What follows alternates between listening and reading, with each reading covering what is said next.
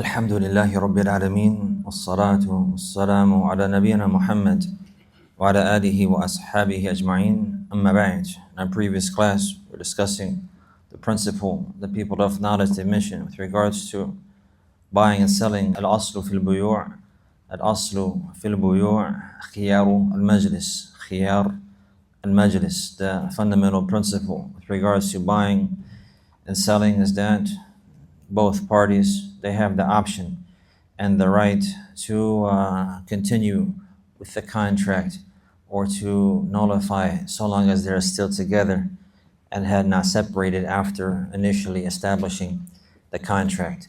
We're discussing some translations of these terms in our previous class, and I had remembered a particular book in my library at home, alhamdulillah, is called Mu'jam Lugha al-Fuqaha. Mu'jam Lugha al-Fuqaha. It's the dictionary of the language of the scholars of jurisprudence. The language of the scholars of jurisprudence. And it has a number of different definitions of these terms that are used often in the books of the scholars of fiqh, like this issue here. And this particular work is also translated. It has the definition, of course, in Arabic, and then it's also translated into English and into French. I had intended to bring the book to show the brothers in the class, and I forgot it. Wallahu musta'an. But inshallah, I bring it tomorrow. But I do have the definition of two of those terms that we're discussing. Khiyar al-Majlis. We're discussing what that means. It means the option in the gathering after signing the contract that so long as they did not part from each other, they have the right to continue or to nullify. They have the right to continue or to nullify. This is what we discussed in our previous class.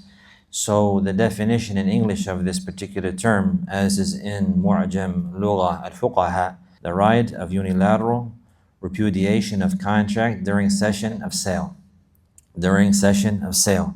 Because we mentioned a couple of terms like guarantee or warranty, so on and so forth. What was the term? Buyer's remorse, and other terms like this. And these are ideas that are similar or close, but it's not what is intended here, because what is intended here is the right for both parties, not only for the buyer. Not only for the buyer, rather the right is for both parties. So this definition is inshallah correct here. Right of unilateral, any both parties. Repudiation. I need to invalidate the contract. Repudiation of the contract during session of sale. During session of sale, meaning so long as they're together in the place where the sale is taking place and they did not separate from each other yet. As for if they leave each other's company, then after that, then that right ends, as we have seen in the previous class. We have began discussing the next aspect of that. We've seen that the khiyar, the option that is given to the buyer and the seller, it has 7 aspects. We discussed the first one, which was khiyar al-majlis. We discussed that in our previous class. And we began to discuss the issue of khiyar al-shart. Khiyar al-shart, which is the option with regards to a condition that will be made. And in the Mu'jam Lugha al-Fuqaha, it mentions here khiyar al-shart, stipulated right of cancellation. Stipulated right of cancellation. Stipulated right of cancellation. Optional condition. An optional condition. So this is what we're discussing here. This is what we are discussing here. أن يشترط أحد المتعاقدين أو كلاهما أن يكون له حق فسخ العقد إلى مدة معينة. إلى مدة معينة. It is that one of the parties in the contract, either the buyer or the seller, or both of them, they will set a condition that they have the right to nullify the contract up to a known period. Up to a known period in time. And up to a set known period in time that they agree upon. So this will be a period more. The khiyar al-majlis, this is just at the time of sale and at the place of sale. After they depart from each other, that option is gone. So if they like, they can make that option of choosing to continue or to nullify the contract longer, so long as they agree upon it. So this is what we are discussing now. Khiyaru ash-shart. In English, what is it called? Stipulated right of cancellation. Stipulated right of cancellation. So a stipulation, that's a condition. That's like a condition. Stipulation is a condition. Yani, it's a conditional right of cancellation that they agree upon, and it will be for a certain period that is known. That is known. So we discussed this issue now. And the people of knowledge, they mention خيار الشرط وهو أن يشترط المتعاقدان أو أحدهما الخيار إلى مدة معلومة لإمضاء العقد أو فسخه. That is that both parties, the buyer and the seller, or one of them, he will set a condition to have the option for a period known to either continue or to nullify the contract. So for example, if the purchaser, he said 5 days, he told the seller, I need 5 days. I set a condition for 5 days. Within up to 5 days, I have the right to return the item and to get my money back and to nullify the contract. So if they agree upon that and the contract is established upon that, from that period, 5 days. From that point, there's 5 days. Once that 5 days goes over and he does not take his right, then that option is now finished. Then that option is now finished. We understand the issue? Alhamdulillah. This is the condition that we're discussing. Khiyaru ash-shart. So the people of knowledge, they mention here that the period for that condition, it must be known. One cannot say, yes, I'll purchase the item, but I have the condition to return it whenever I like, without setting the period. No, he has the period, it must be set. The period, it must be known. Likewise, the seller as well, if he chooses the option that he will sell the item with the condition that he has the right to nullify the contract and to give the money back and to take his item back after such and such period, then this is lawful so long as the period is known. So long as the period is known. It's been collected by Al-Bukhari and Muslim from the hadith of Ibn Umar radiallahu anhuma, that he says, إن رجلا ذكر للنبي صلى الله عليه وسلم أنه يخدع في البيوع. That he mentioned that a man, he came to the Prophet sallallahu alaihi wasallam and he told him that he is always being taken advantage of in buying and selling. He's being taken advantage of, and people are deceiving him and they're tricking him, taking advantage of him in the transactions. فقال صلى الله عليه وسلم إذا بايعت فقل لا خلابة. So the Prophet sallallahu alaihi wasallam, he said, if you do a contract and if you buy or sell something, then you say لا خلابة يعني لا خداع, meaning that there's no trickery here, there's no deception here. The contract is going down with no deception here, meaning the people of knowledge have mentioned what this narration means, that he has the option, he has a choice, meaning that if there's something wrong or it's not according to that which is mentioned, then he has the option to return it. He has the option to return it. So this is from the evidence of that. So also in another wording that is mentioned by Bayhaqi rahimahullah, the Prophet sallallahu alaihi wasallam, he said, ثم أنت بالخيار في كل سلعة ابتعتها ثم أنت بالخيار في كل سلعة ابتعتها ثلاث ليال.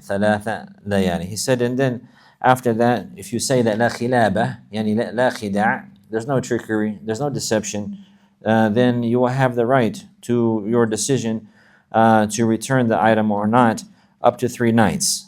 Up to 3 nights. So this is from the evidences establishing this right.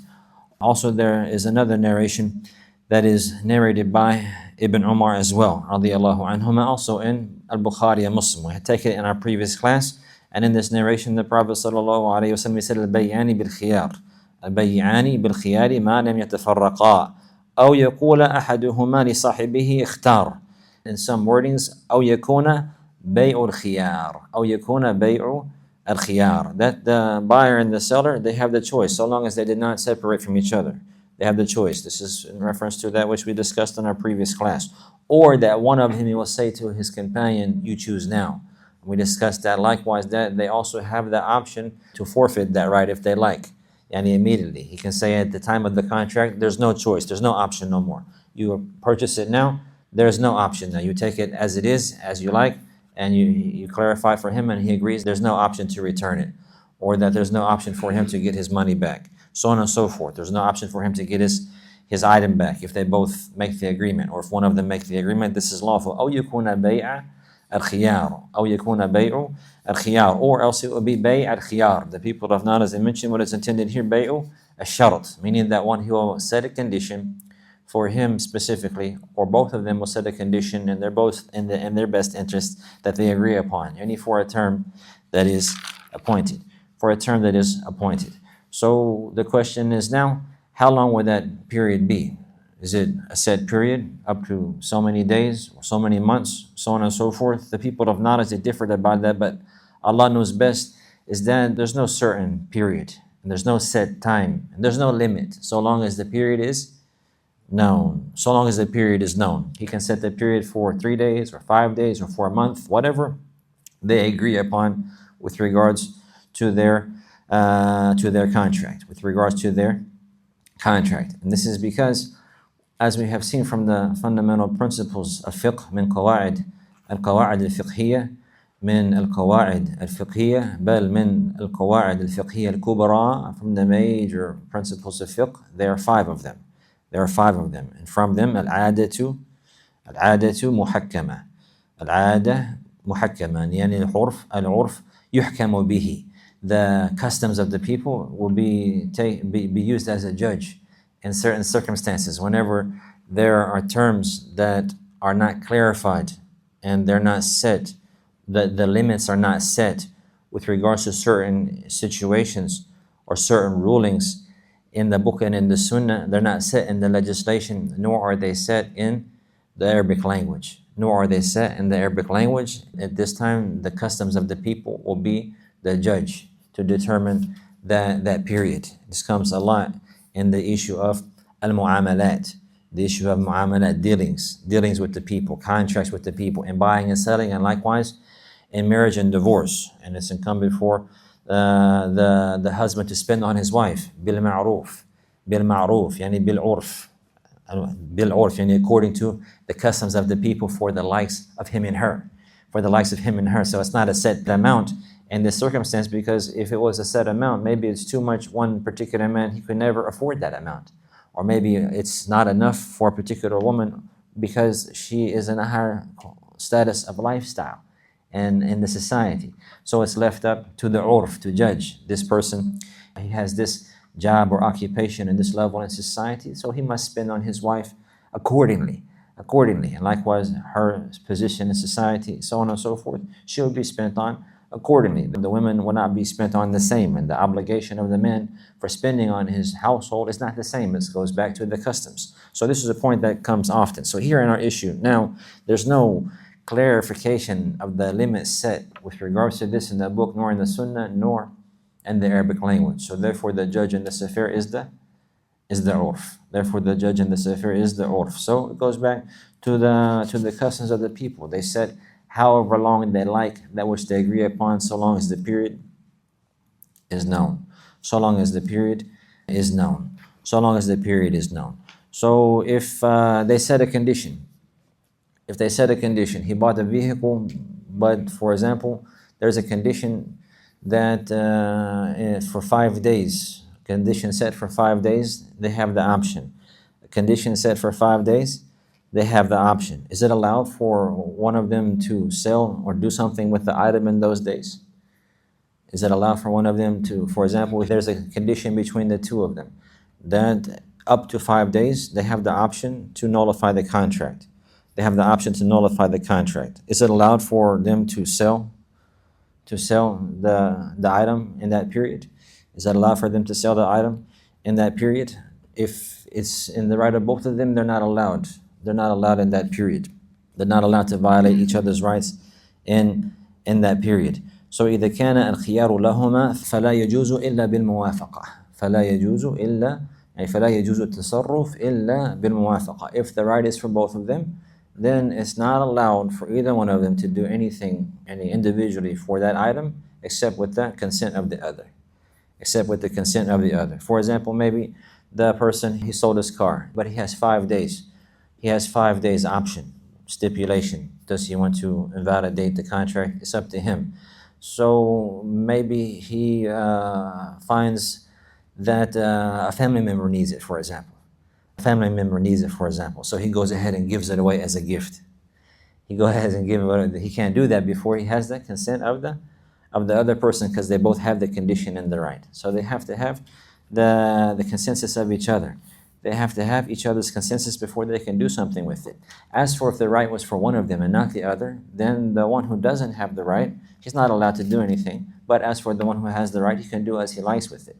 He can do as he likes with it. So if he did as he likes with it, then that's an indication that he has chosen to nullify the contract. For example, if a person, he bought the vehicle and he said, I need 1 month. I need 1 month as a khiyar al-shart, as an option, a stipulation that if I like, I can return it within a month. But then a week later, somebody offers him almost double the price for the vehicle for some, or a good price for the vehicle out of nowhere. So he doesn't have to go back to the seller to get the permission, because the seller, he doesn't have no right at this time. The condition was set for the buyer only. So if he sells it, it's okay. And by him selling that, now it's as if he has affirmed that he is not going to continue the contract. The point is that it's allowed for him. As for the seller, in this case, it's not allowed for him because he didn't have a condition. He didn't have a condition. And the same is vice versa. The same is in the right of the other. So whichever one he sets the condition, he has the right to do as he likes with it, because it's his condition. As for the one who did not have the condition, he cannot do anything in that period, and he doesn't have a right to sell or to do anything with the item. To sell or do anything with the item. The people of Nad, as I mentioned here, with this stipulated condition, the stipulated right to nullify the contract, the stipulated right of cancellation, there is a means or a way out of some of those, or of one of those forbidden contracts that we had discussed before. One of those forbidden contracts that we had discussed before, and it was about the one who is purchasing an item in installments. The one who is purchasing an item in installments. We mentioned, for example, somebody who wants to buy a vehicle, but he doesn't have the money up front. But he knows somebody who has the money up front. But that person, he will not purchase the vehicle for himself. He's going to purchase it to sell it to him in installments. And then he's going to mark the price up accordingly. And then he's going to set an agreement with him for installments over a certain period. In Arabic language, this was called bay'u at-taqsid. Bay'u at-taqsid, in installments. They called it marabaha, in the banks today. But what is intended here is that the person who is selling the car, he doesn't have the vehicle. And there's a person who wants to buy the vehicle, but he doesn't have the money. He wants to pay installments. So the first thing that one would think is that, okay, give me a down payment, or sign a contract, or make some binding promise that if I purchase the item for you, that you're not going to back out so I don't get stuck with the item, right? But is that lawful? That's not lawful. Why is that not lawful? Because he's selling something he does not own, and because he's attempting to make a profit off something he cannot guarantee. So these are two issues. لا تبيع ما ليس عندك, ونهى النبي صلى الله عليه وسلم عن ربح ما لم يضمن. The Prophet sallallahu alaihi wasallam said, do not sell that which you do not have. ما لا تملكه, that which you do not own. And the Prophet sallallahu alaihi wasallam forbade making profit on something that's not in your guarantee. It's not in your guarantee. You cannot guarantee that you can deliver it. It's not even yours yet. So here in this situation, a person, he's now selling and guaranteeing something that he does not even have, or he does not even own. He does not even have, or does not even own. So that's not allowed. So what can he do? What is the way out for this? One way out for this, we discussed it in the previous class. What was that? They would agree. He would tell him, you want the vehicle? Okay, I will get the vehicle. You're going to buy it? He says he's going to buy it. And they will make an agreement without any binding promise. He can make a promise, or he was, inshallah, like this, but nothing is binding. He'll buy the car on his own, and then he will come to him with the car. And if he likes to buy it, he can buy it. If he doesn't like to buy it, he doesn't have to buy it. There's nothing binding on him at all. There's no down payment. There's no contract signing. Nothing is binding at all. They're both still free. So he can go buy it and then come back and say, I have the car now. Are you still interested? And if he's still interested, he'll say, yeah, and they'll sign the contract and they'll make the agreement on the installments and the price. Understand? This is the lawful way. But somebody may feel like this is a risk for them. And the one who's buying the vehicle, he doesn't want to get stuck with the vehicle. So he needs some type of assurance that he's not going to get stuck with the vehicle. Because if the guy, he doesn't wind up buying the vehicle for whatever reason, now he's going to be stuck with the car he doesn't have, and he's not really ready to try to sell it. Understand that? So what can he do? He can benefit from the issue that we're discussing now. Khiyar al-shart. He can buy the vehicle with the condition to return it. With a condition to return it over a certain period. Say, I'll purchase the vehicle now, but I need 5 days, for example. 5 days to return it. So he'll buy the vehicle and he'll do the deal, and he has the condition for 5 days to return it if he likes. If he likes to return it, he can return it within 5 days, no questions asked. And then he will now call his friend, I have the vehicle now, will you like it? He said he likes it, he comes and gets it, and he buys it, and everything's good. If something is like, actually, no, I don't have the money now, something came up, or actually I found a good deal, I just made a deal with somebody else, barakallah fiqh, and now he's stuck with the vehicle. But he's not stuck with the vehicle now because he used khiyar al-shart, the stipulated right of cancellation. So he'll just take the vehicle back to the person he bought it from, and he will say, I choose not to continue, and I want to cancel the contract. And to cancel the contract. This is the way out for this, the legislative way out for this. You understand that? So this is beneficial. Many of these affairs, alhamdulillah, they're very clear. And the legislation and all of the authentic texts, they're in line with the sound mind and the proper reasoning and the best interest of mankind. But unfortunately, the enemies of Islam, they've had authority for some time, and many people, they're confused with the proper way, and they think that the ways of the Westerners are better or the best way, and this is something very dangerous, or that the only way to do business and the only way to get money and the only way the economy will work through the land is to follow the ways of the Westerners. You have to take interest, you have to do this, you have to do that, this is not proper, this is not correct. Rather, if a person is not careful, this could be from one of those things that will notify the Islam to think that there are ways other than the way of the Messenger sallallahu alaihi wasallam that is better or preferable or more beneficial, or that it's allowed in the first place. This is not allowed. So the way of the Prophet sallallahu alaihi wasallam is the way of success and guidance, and is the good way in all aspects and all affairs of life. Alhamdulillah. One of the greatest things that we're tried with in these days, specifically in all times, is that we must prefer that guidance and strive upon that way, to show preference to the limits that are set and to follow that and abide by that, and suffice with it. Because everything that glitters is not gold. So some things, they look real good, some things on paper or in your mind, and the shaitan, he decorates them and he adores them for the person in the likes like this, but it may not be pleasing to Allah. That's the first step one he will take before doing business. Is it pleasing to Allah? If it is, let's get involved. If it's not pleasing to Allah, then I'm not going to get involved. You understand that? This is very important. So we cannot sell the pleasure of Allah for $1. The pleasure of Allah for $1. This is very important. This is the trial and test that we're facing. So there are limits that we have to abide by. We're tried and tested with that. And then also there are temptations that are in front of us, and we're tried and tested with that. And the winners are those who learn the rights of Allah subhanahu wa ta'ala and abide by them. And strive against their souls to establish that. So when will the option for the condition end? Whenever the period is over, or whenever the one who set the condition makes a decision. Either whenever the period goes by, or whenever the one who set the condition takes his decision. You understand that? So if he doesn't make a decision by the end of the period set, then the condition is finished. If he takes his option to nullify in that period, then likewise the condition is finished. The people of knowledge, they mention the beneficial principle here, and they say al-qa'ida أن الساقط لا يعود. الساقط لا يعود. هذه في الحقوق. الساقط لا يعود. That a person, if he backed down from one of his rights, he's not allowed to come back and claim it later.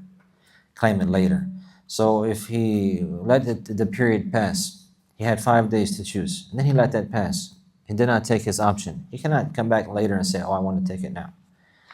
Or if somebody says, you know what, let's purchase it right now, we have no option whatsoever. We forfeit the right for the khiyar, and the contract is binding regardless. And if they agree upon that, he can't say later, oh, you know what, actually, I want my condition. So if a person, he has a right, and he lets that right go, and he forfeits that right does not come back. He does not have the right to call for that right again. He already dropped it. It doesn't return. Wallahu a'lam.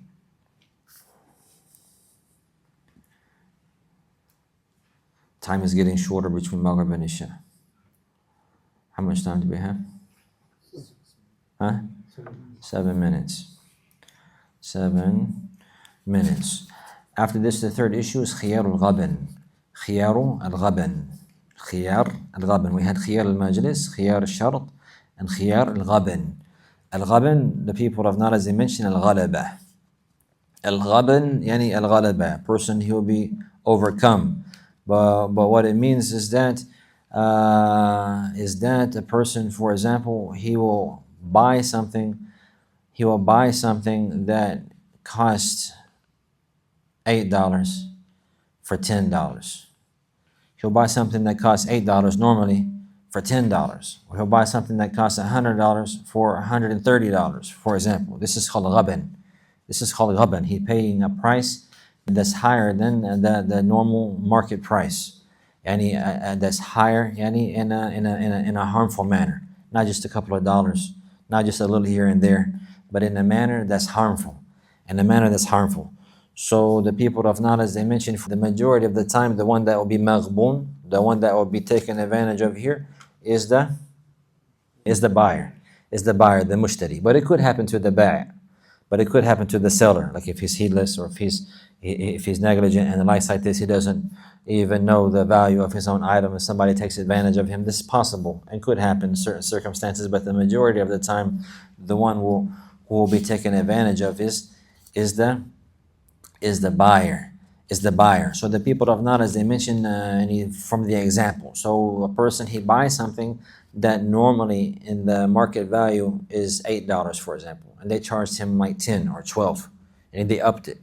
This is the general meaning. But for it to be considered, it has to be an additional amount higher than the market price. That's harmful. In a manner that's harmful. And sometimes they do the likes of these affairs for people on Hajj or people in Umrah. If you don't know, you're going to go to the market and you want to buy some small bag, and they're going to tell you, oh, that's 400 riyals. And somebody else will come by and buy the same thing for 10 riyals. Somebody literally, this is unfortunately, this is something that's called ghabnun fahish. So this is very bad. If a person, he realized that, he can go back and get his money. Or he sold him something that normally cost $100. He sold it for $200. Like this, it's a normal price. He was not aware and he didn't know, and then they took advantage of him like this and marked it up in a manner that's harmful. Clearly harmful, then this is called ghaban. So the person who is maghboon, the one who was taken advantage of here, he has a khiyar. He has the right. If he finds out that was not a correct price, and they took advantage of him in that, and the fact that he was unaware of the correct market value, then he can return it and get his money back. So the people of knowledge, they mentioned ضابط الغبن, the principle of understanding this ghaban, أن يبيع البائع السلعة على المشتري بثمن يزيد على ثمنها المعتاد أو المستحق. that person, the seller, he will sell the item to the buyer for a price that's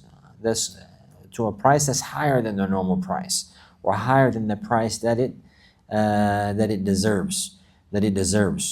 And the people of knowledge, they mention متى تكون الزيادة غبنا, and when will the ziyada be considered غبن? And this is the original affair, that the item will have a known price or will have a roundabout price. Some items have a known price. The market value, wherever you go, you buy that same item for the same price. In this market, in that market, in this store, in that store. Other items, they're not necessarily a set price, but they're very close. It's a thobe. For example, maybe certain phones, the iPhone, for example. Whatever store you go to, it's the same price. Whatever store you go to, it's the same price. In general, like this. Other items, maybe, for example, a thobe, a certain type of a thobe or a garment, and this market is 15, and this market is 20, and this one is 18. You might find it a bit marked up in this other place, or sometimes you might find it a bit down. So some items, they're like this. They have a set price. Wherever you go, it's the same. And other items, they don't have a set price, but it differs from market to market, but there's a general range. So when will the increase be considered ghaban? The people of knowledge, they mention if it's more than the normal price. If it's more than the normal price, and it's harmful.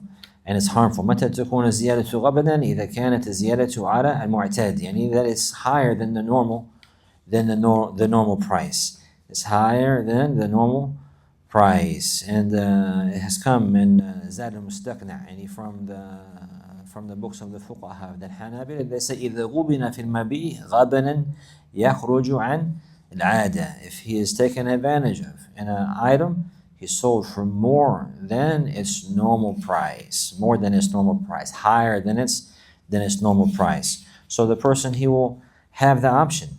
He'll have the option, if he likes to return it. He can. If he bought it for 25 and it's supposed to be 10, you say it's 25. Everybody else got it. You buy it in this store for 25. How much is it? $25. And you go right next door. How much is it? He says $10. You say, wait a minute. This guy just sold me for $25. That's marked up. And if you go to another, how much is it? Oh, it's $10. How much is it? $10. They all selling it for $10. This guy got me for $25. He's taking an advantage. This is called ghaban. This is not allowed. So there's one thing we don't want to mix up with regards to the ribh. There's no limit on the ribh. There's no limit on the profit one can make. A person, he can make 10% profit. He can make 100% profit. He can make double the profit. There's no limit on the amount that he can make on the profit, but he cannot sell the item in a manner that's higher than the market value, in a manner that's harmful. You understand this? So he can sell it for, and he can make as much as he likes from it, so long as he does not sell it in this manner that's considered ghaban. Higher than the market value. No.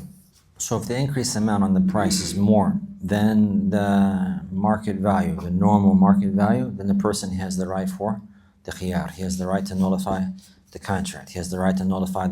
Some items, they're set price, others, they fluctuate, but there's a limit that they have.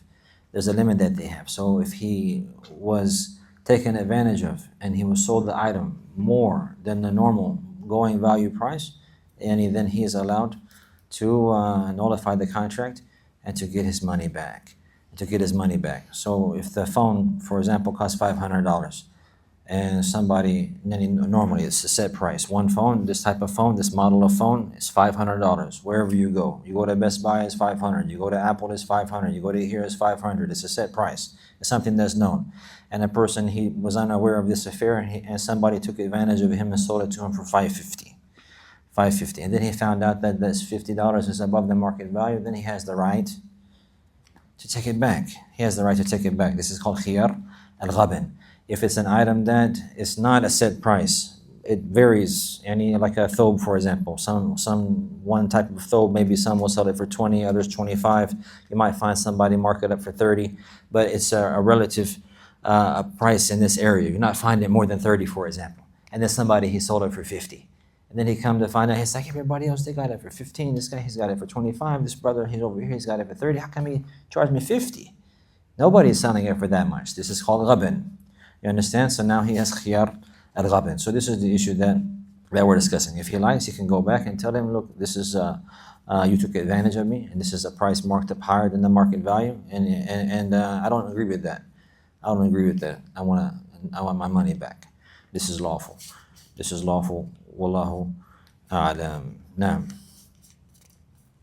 you had a question. So with the example of the phone, let's say it's sold out and you can't use, can you then raise the price? Wallahu a'lam. Now, If the item in the store, for example, you're selling phones for like $40, that's the usual price, for example. When you go inside the store and they have the tags like $100, and it's a known, like they make it known. Is that still considered as a khiyar al-qadr? what do you mean? What is it again? Like for example, all the stores that sell their phone for $40. Uh-huh. In this one store, they have it written on the price tags right there. Yeah. $100 for the phone. They're not hiding it. They're not. Is it still considered as taking advantage? Yeah, if everybody else, if there's 5 stores and 4 of them sell it for $40, and you go to this one man's store over here, he's got it for $100. That's higher than the market price. Yeah, this is not going to be allowed. He's going to have the choice. He's going to be, wait a second, you got me for $60. Everybody else is selling the item for $60 or for $40, right? Yeah, that's the case. He would have the option, and Allah knows best. This is with people who abide by the legislation of Allah Azza wa Jal. So maybe Walmart doesn't abide by the legislation, or dealers or wherever else people are shopping at, right? But we know the limits of Allah Azza wa Jal, and we abide by them. So if we do business in these limits. You understand? Yeah, but if somebody, and you have that right, whether they're going to give it to you or not, that's another story. That's another story. Allahu A'lam. Huh? Is there, what is it? Undercutting the competition. For example, you might have a good connect on clothes and you buy something for 40. You bring your customers, you must get 30 or 25. Allahu A'lam. We discussed that inshallah. There's the issue of the rukban. In general, you can normally sell whatever you like, and for the prices that the people agree upon. So if you want to sell for a bit cheaper because you have a lot of it, then inshallah it should be. No, the origin is that these affairs are lawful. Now, what is it? There are items which are produced in Europe, which are produced in Asia. The products which are produced in India and in China and somewhere, and then in Germany or in Italy or in England, we have different prices within the cost. Quality, the quality, but the same item, we have different prices. What would be the condition? I don't understand. If the price is higher because the quality is better, then that's normal. The items from Europe is expensive. The same item. The same item. And the same item from Asia It's going to be according to the land that you live in, because some things are available in certain lands and not available here. Yeah, no, they are different. The same item. Yeah. The price is there. Different. Because they're more readily available in this land and not available in that land, for example. Or the market value in this country is different than the market value in this country because of the economy of this country or the economy of that country. So wherever you're at, it's according to the customs. Allahu A'lam. هذا وصلى الله على نبينا محمد وعلى آله وصحبه وسلم.